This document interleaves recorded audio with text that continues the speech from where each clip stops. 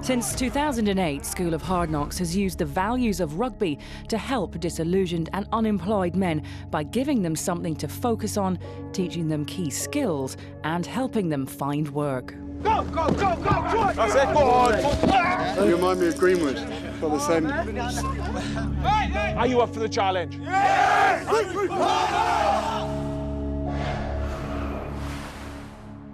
First morning, bang, here we are. And if it had been wet enough for the last 2 months, it's now decided to snow. Well, even for School of Hard Knocks, that's a first. Absinthe for breakfast. We're going to have our hands full here. The introduction to full contact is all a bit much for Adam. Get it out. It's good.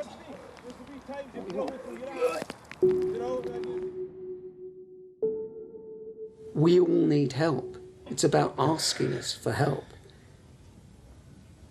I need you to come to me, Adam, and go, I'm ready. I'm fed up with this shit.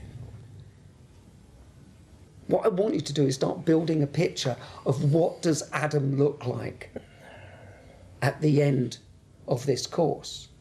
Are you going to come to the last training and be at the side of the pitch shaking and throwing up, having done absinthe the morning of the game? No. What does it make you think if you saw that bloke doing that? Pathetic. Pathetic. You will do it. Yeah. Good.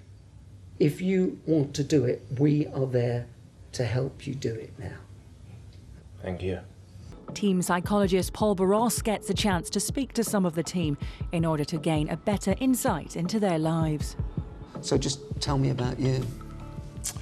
Well, I grew up on the streets, the rough side of town, and, you know, got into crime very young. Went homeless in middle of last year, eventually ran out of money, ended up living on the streets, and as you can hear in my voice, it brings it all back talking about it. If I hadn't got sent down when I did, I would have definitely done someone real bad. I would have killed somebody. Everything was getting worse and worse and worse. I went to jail for a little bit. I'm not ashamed to say because it is a part of my past. Sure. Do you know what I mean? So obviously I spent a little bit of time in jail, and I like to call that little time there reflection instead of punishment. It was time for me to think about where I want to go with my life. What if I actually introduced a picture of your daughter in the middle of that red mist? Would that stop you? Yeah, definitely. As soon as somebody pushes you or thinks, fuck off, actually what happens is the picture of your daughter comes in the middle. So I automatically thought, turn around then and just fuck off, just walk away, yeah. Before Christmas, I decided I had not a New Year's resolution, but an Advent resolution, not to carry that anger with me and to start making good decisions and to put my life back on track. You're hoping that School of Hard Knocks will be the kickstart. I don't see no reason why it shouldn't be. If I work hard enough, I'm sure that the tutors will and that they'll vouch for me in a job fair and I should get a job. If anybody came near your daughter or tried to do your daughter harm, you would be there and making sure that she was safe. Yeah, 100%. Look at it the other way round now. She's there and making sure that her dad is safe. Because there's no way she wants her dad to go back to prison. True. This is the start of the rest of your life. Yeah, hopefully. Well, you see, I don't like, as a psychologist, I don't like the word hopefully. You don't like, yeah. Why would I not like that word? Because it's not definitive, is it? Yeah, exactly. You're a very smart guy. And I want definitive words for you. I want you to turn around to me and say, I'll tell you what, I am definitively going to get through this. Yeah. Well, tell me. Well, when I get a job at the end of this, I will be happy and it will set me up superbly for my future.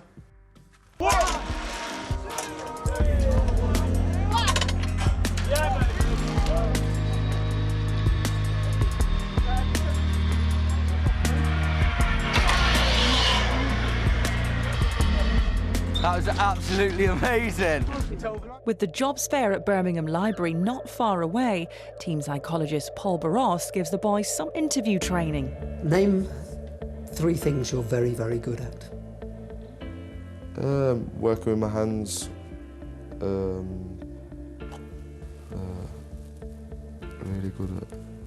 I'm not getting enthusiasm at the moment, because if you want anybody to go into any state, you have to go into the state first. Whenever somebody says it sounds like they're not confident and they don't know what they're talking about. And there's one thing I do like is confidence as well. I do like that. Let's just actually sit up a bit straighter and lean a bit, yeah.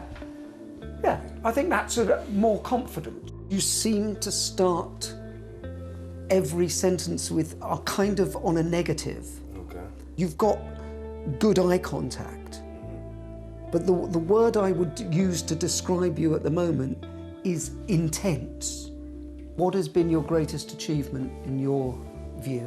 My degree is one of my greatest achievements. But while I did study at Solihull College, I was awarded the three awards one year, which was 100% attendance, most progress achieved, and the third one was Student of the Year. I think you are trying to get too much information crammed into. I've done this, I've done that, I've done that, I've done that, and calm it down. Less is more. Less is more. Run.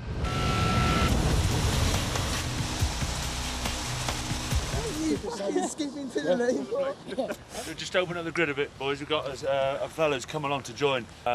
Harry's come along here today to join in, to understand, big supporter of the show, of the programme, knows what you're trying to do. He's one of the team today. Perfect, let's go. Back him up, back him up. Hit me up, hit me up. It's fantastic, the teamwork, the respect you have for others.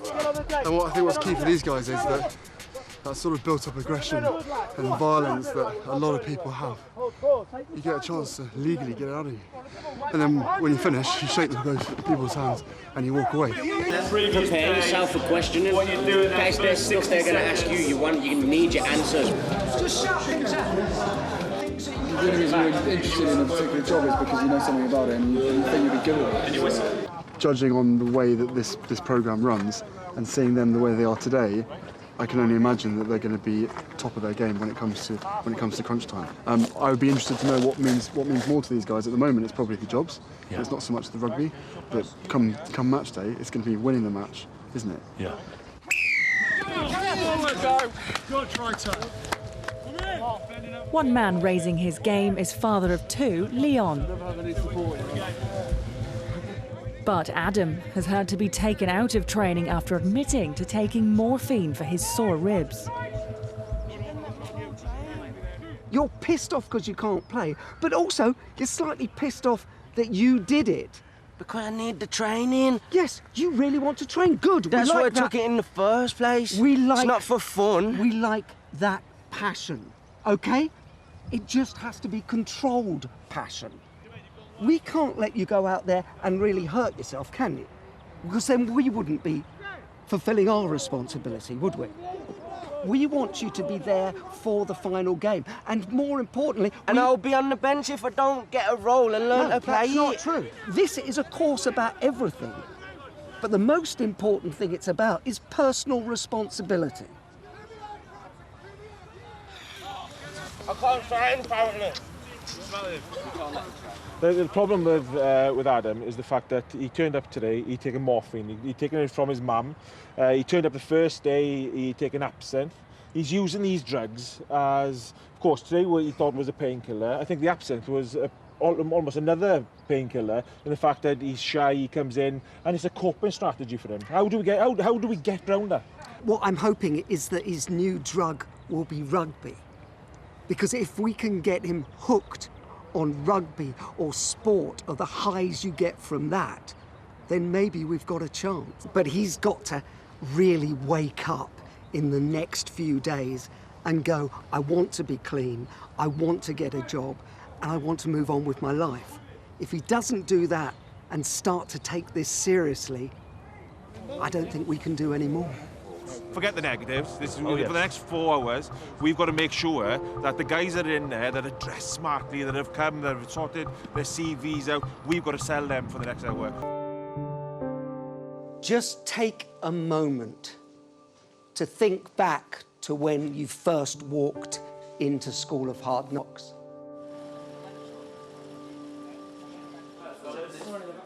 Think about your life back then. Think what you'd be doing now if you weren't here with us. You made a choice to walk onto that pitch. You made a choice to take a chance that this process could change your life for the better. I'm asking you, we're asking you to make another choice now. Take another chance. What we found is this morning in the room when we were chatting to them, they were just really nervous. They're all in there, they're all smiling, they're all making eye contact. So pretty pleasing. You know, they've been knocked back so many times in their life. Yeah. So thanks for coming today. It's been absolutely fantastic. Pleasure. Good to meet you. Take a seat. Yeah. So how's the rugby going? Oh, great. You've got a big match, I believe, on Wednesday. Wednesday, yeah. So are you up for it, as they say? 3 interviews. Every single one of them definitely told me that they'll give me a call. So it's been good news. I don't know how I've done it. I don't know how. Definitely want to. Okay, brilliant. Well, you'll hear off Kate by the end of the week. Cheers, Kate. Right? I think they're just really personable, and I think they've been taught a lot over the past few weeks. They're all really, really kind of complimentary of the whole programme that they've been on. So I think it's taught them a lot. It's easy enough to find something negative to get involved in anywhere. Like, finding something positive is a lot harder. Like, so getting involved in these projects, I don't know, it's my way of like giving back to a community that at times I probably have taken from when I was younger, and making sure that there are things for the younger people to do that aren't going to lead them down the same path that I went down. I felt quite inspired by what he talked about there, just in terms of looking at myself and thinking, you know, there's so much more I could do. Thank you very much for your time. I've had some really good feedback, like, you know, doing myself proud, like, the only thing I can do, like, and just hope that something comes through from it.